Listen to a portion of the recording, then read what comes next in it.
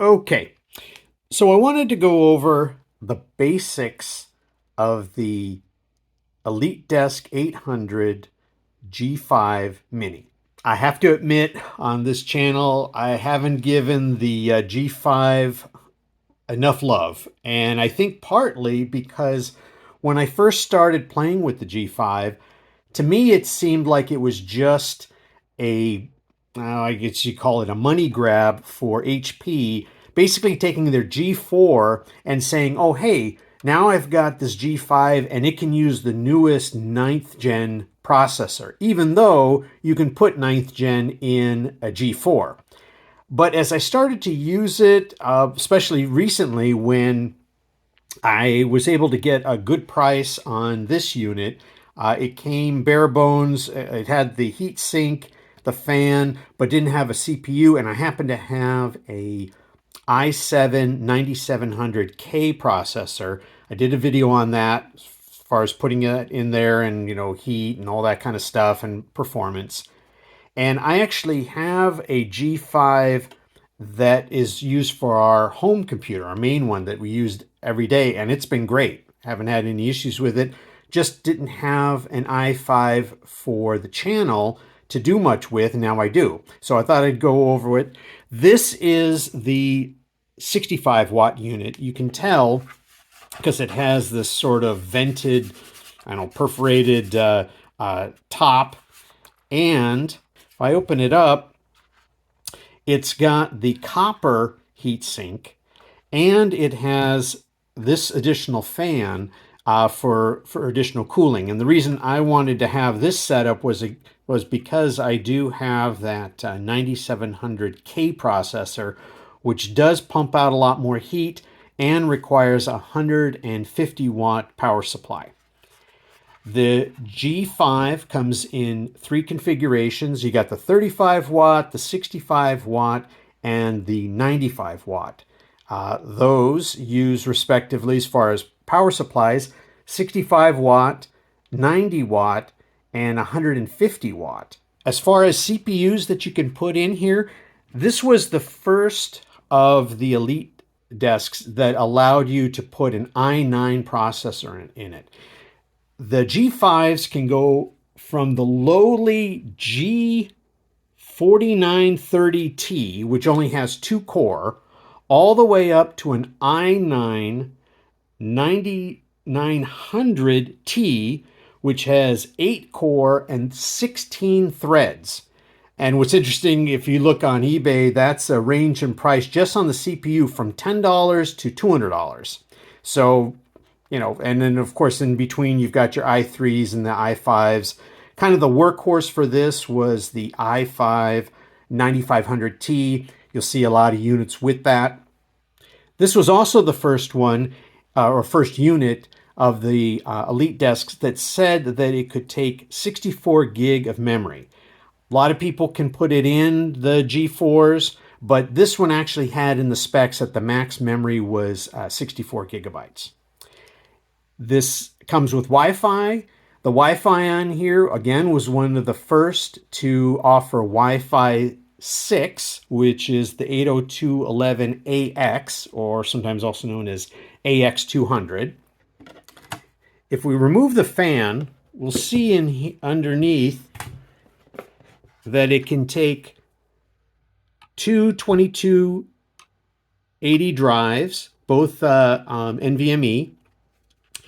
If you put in both of these, you won't be able to fit the caddy on unless you use, some sort of cutting tool.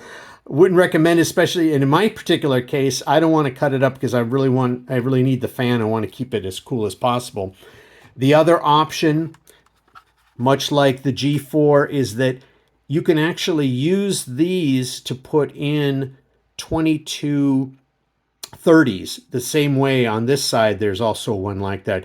This uses a very strange screw. It's going to take you a little bit to find it, but it will work. You can put two 2230s on both sides. Then you can fit the caddy over it if you want to.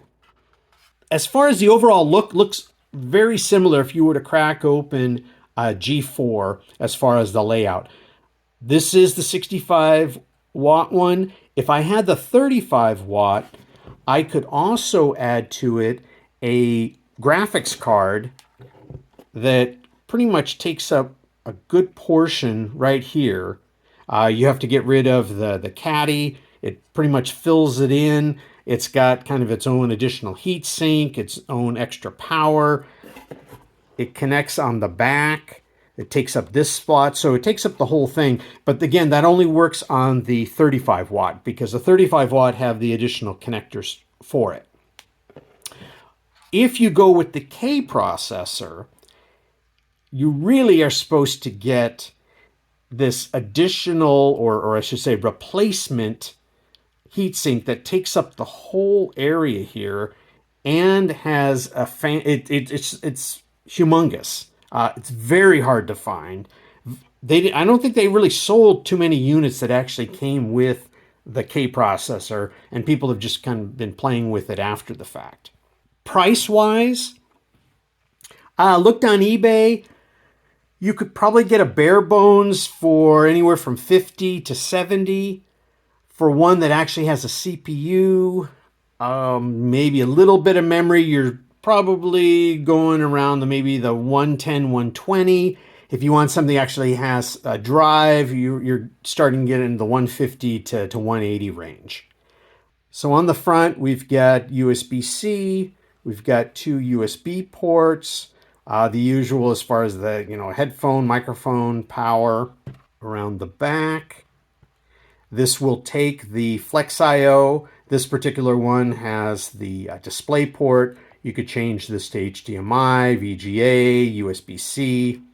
You've got 4 USB ports. You got an Intel 1 gig network port, 2 display port connectors on here. Bottom, a lot of the same sort of thing.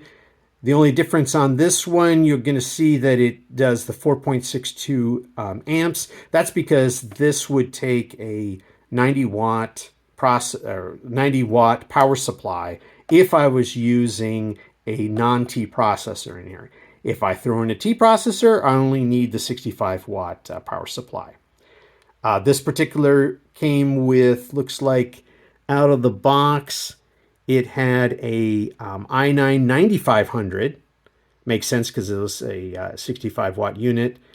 It came with 8 gig, 256 SSD, and Windows 10 Pro is the embedded license in here. These units fully support Windows 11, meaning that you're not going to get any warnings when you try to install on it, much like the G4s. In closing, I just say that the G5 is a nice unit. You won't go wrong with it. If you see it next to, let's say, a G4 and maybe the price is similar, you may want to go with the G5 just because it does have more options as far as the processors that you can put into it. What's nice is that components for the G4 will fit in the G5. I believe this particular one came from an actual G4. I had purchased the fan. Works great and starts right up. So let me know if you have a G5, have you used it, what your experiences with it, if you're thinking about purchasing one perhaps.